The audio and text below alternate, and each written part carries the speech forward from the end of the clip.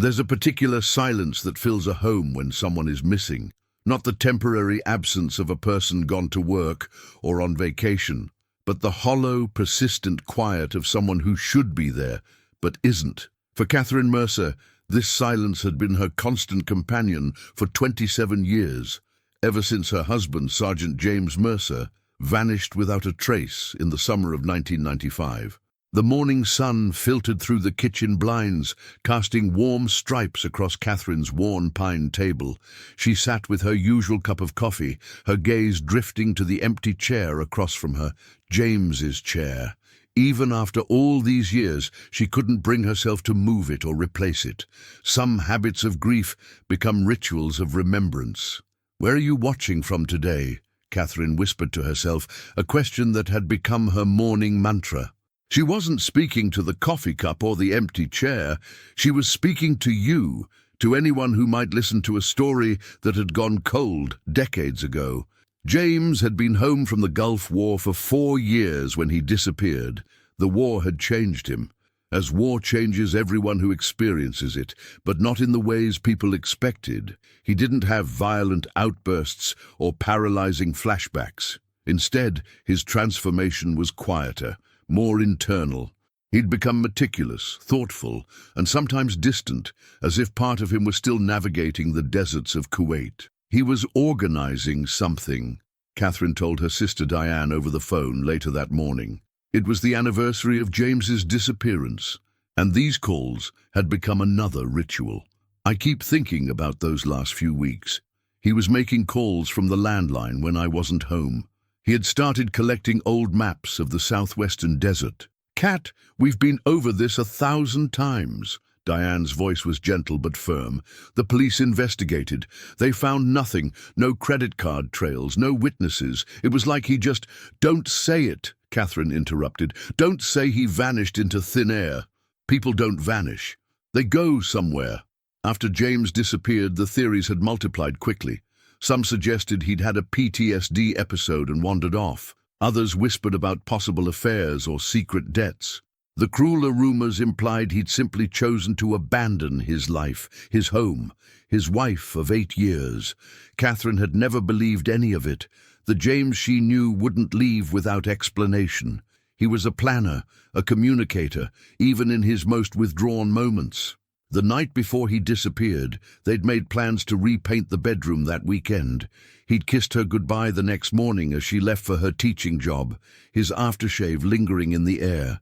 By the time she returned home, he was gone, his wallet on the dresser, his car in the garage, his dinner plate washed and in the cabinet. Only his old military footlocker was missing. The investigation had gone nowhere. James had served honorably, received commendations. His military record showed nothing unusual, no enemies, no suspicious bank transactions, no secret communications. Detective Warner had been kind, but ultimately helpless. "Sometimes people choose to disappear, Mrs. Mercer," he'd said after months of dead ends, "and some of them are very good at it." But Catherine had never filed for a declaration of death. Something in her, call it intuition or stubborn denial, wouldn't let her close that door. James was out there somewhere. The question was where and why. In her bedroom, Catherine opened the closet and reached for the worn shoebox on the top shelf. Inside were the few items she'd gathered over the years that might offer clues. James's discharge papers, a small notebook with his hurried handwriting, mostly grocery lists and reminders, and a photograph of his unit in Saudi Arabia. 7 men standing before a vast expanse of sand, squinting in the desert sun. She knew every face in that photograph, had traced their names and sought them out in the early years of her search. None had heard from James. None knew where he might have gone. Catherine placed the photograph on her bedside table and ran her finger along the edge. There was something about desert landscapes that felt like a void, empty enough to swallow secrets, vast enough to hide truths. Perhaps that's why she'd never moved away from Arizona, despite her sister's constant urging. The same desert that might have taken James might someday reveal him. The phone rang, startling her. Unknown number. She almost didn't answer, too many cold calls these days, but something made her reach for it. Mrs. Mercer? Catherine Mercer? The voice was unfamiliar, male, middle-aged. Yes, that's me. My name is Michael Dawson. I was a friend of your husband's, from the service. Catherine's hand tightened around the phone.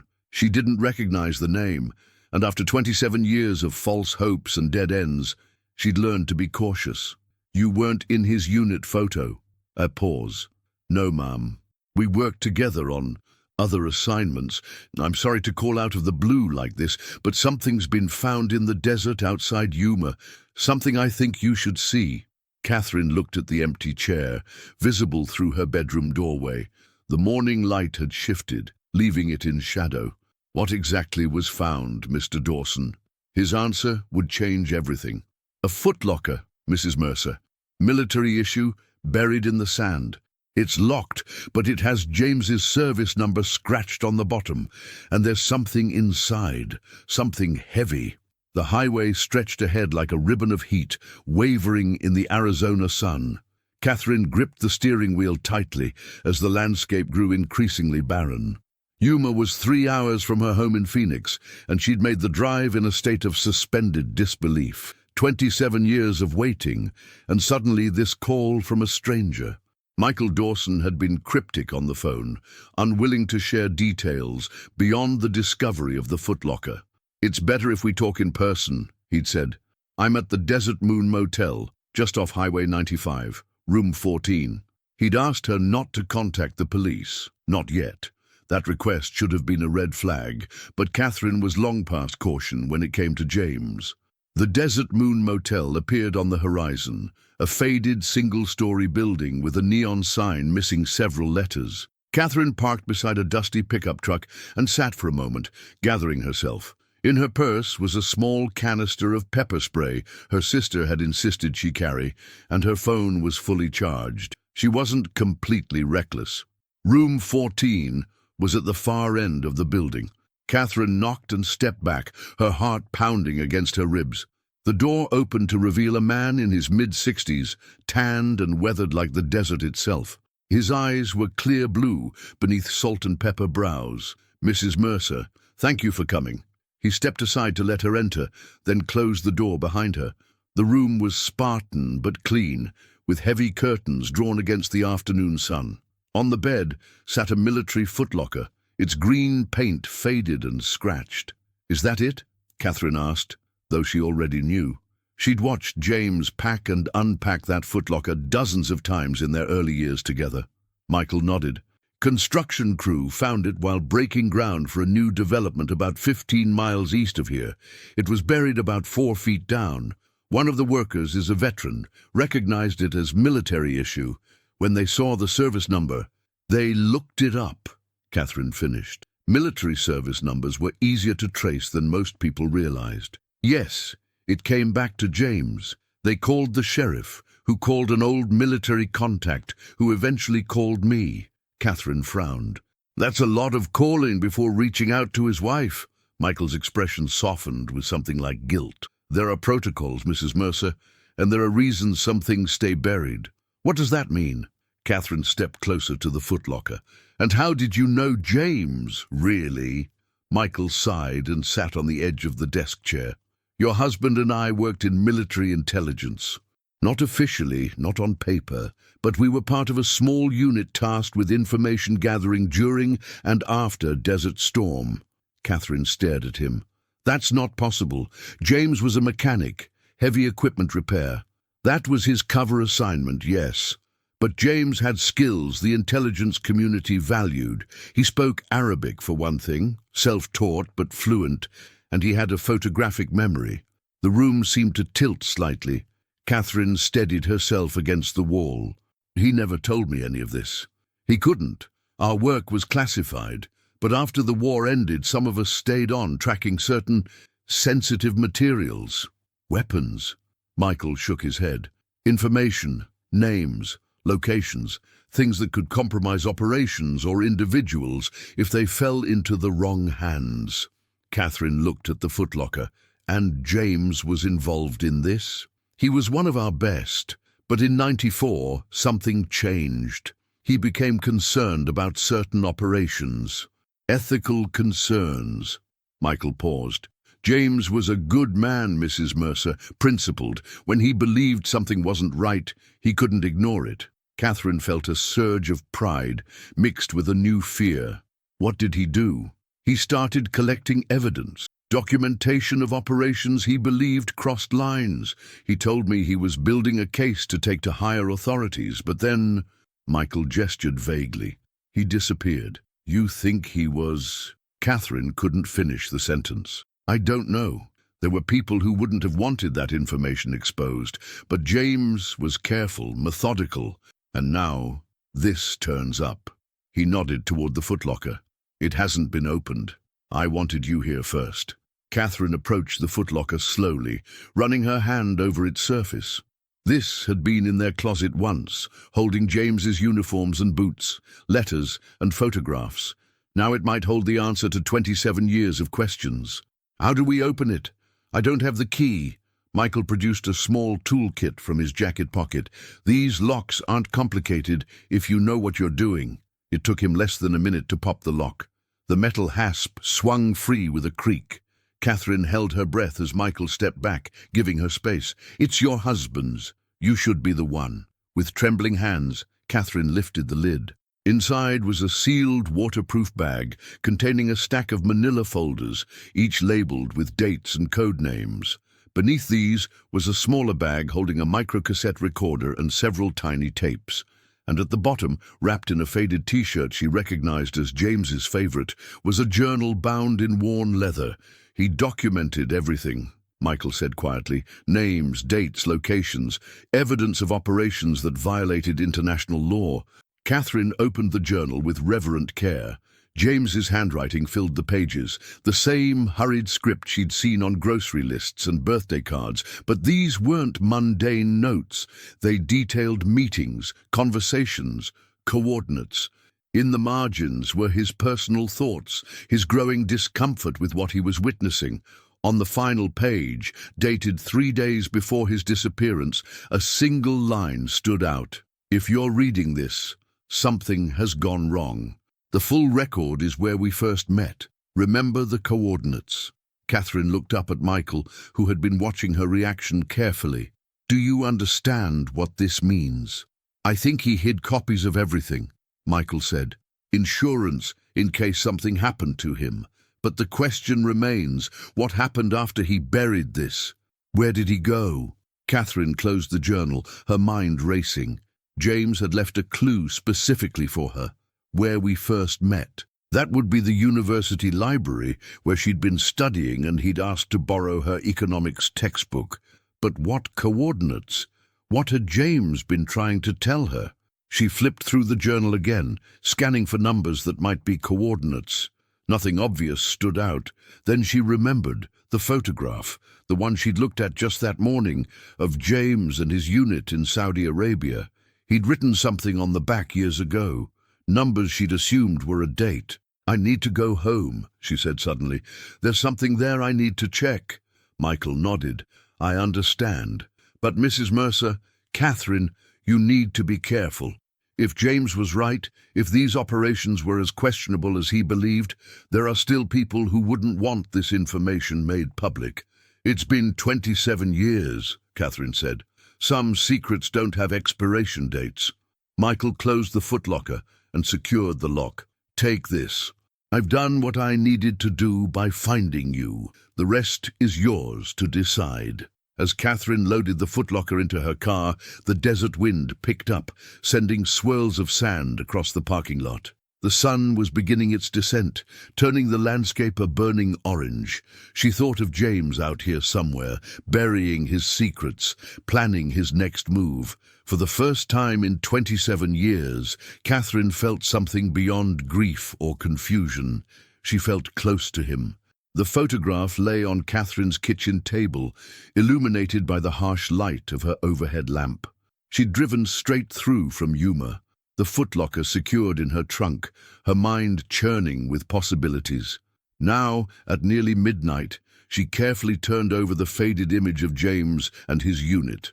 There, in the bottom corner, written in his precise handwriting, 33 degree 27 32 N 112 degrees 04 18 W. Not a date. Coordinates. Catherine entered them into her phone's map application.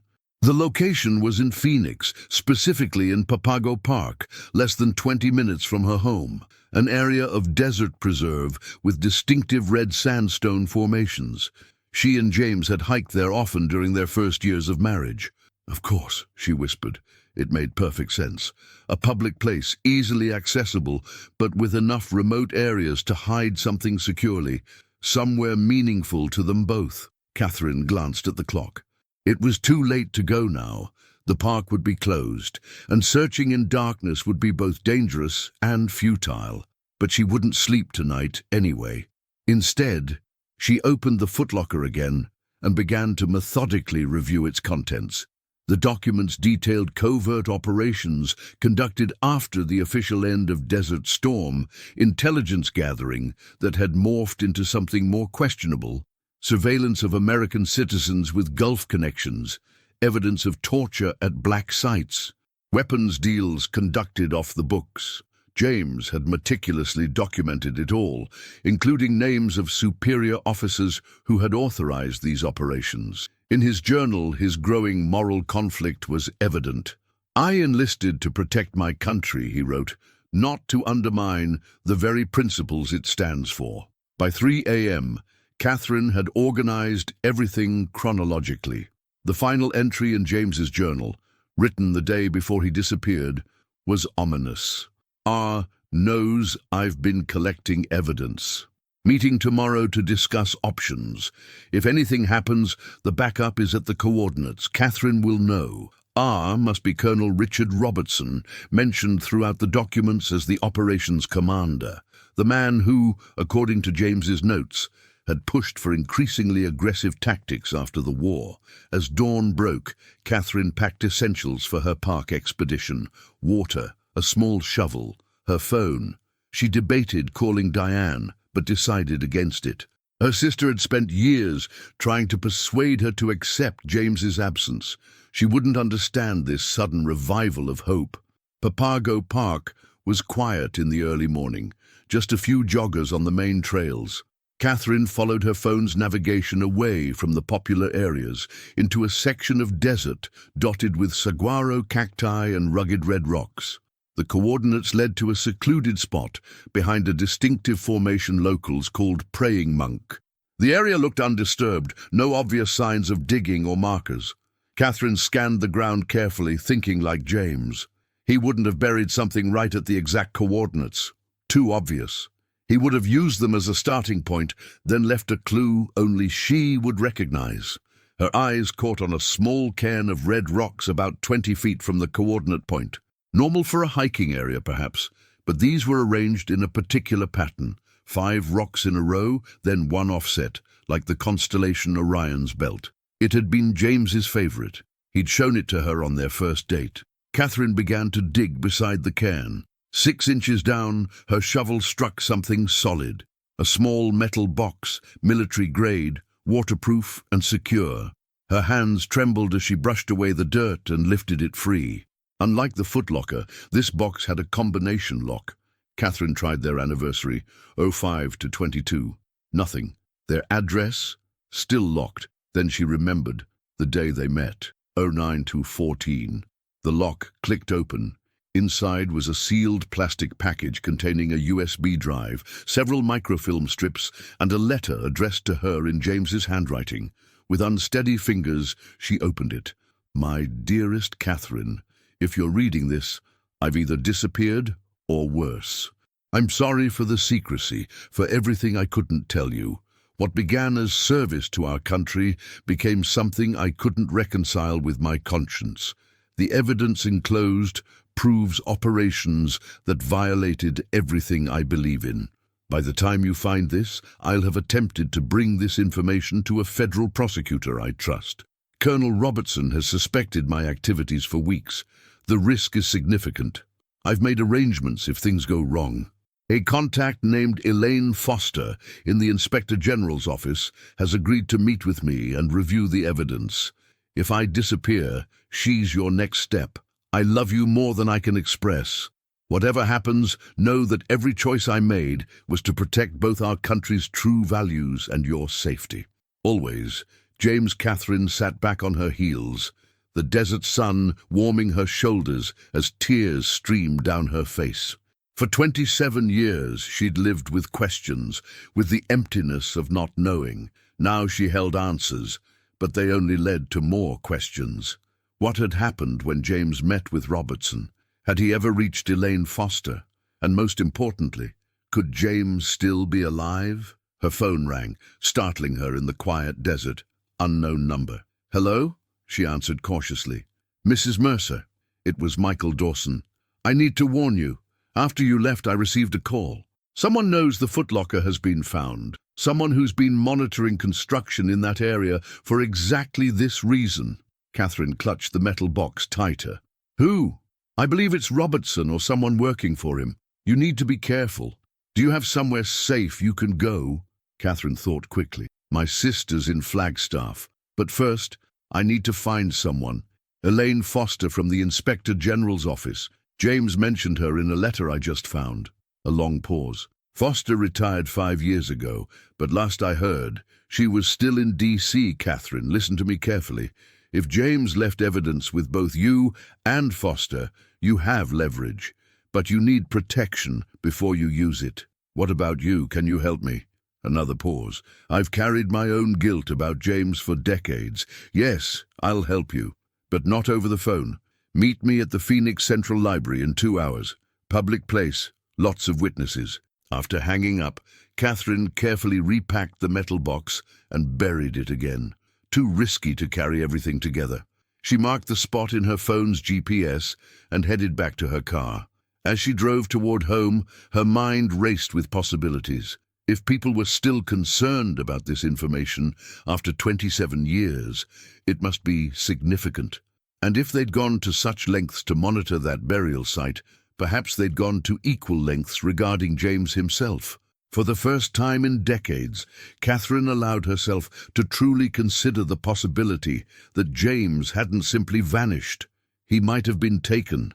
And if that was the case, there was a chance, however small, that he might still be alive, detained somewhere, or living under a new identity, forced into silence. At home, she quickly packed a bag and secured the footlocker in her trunk again.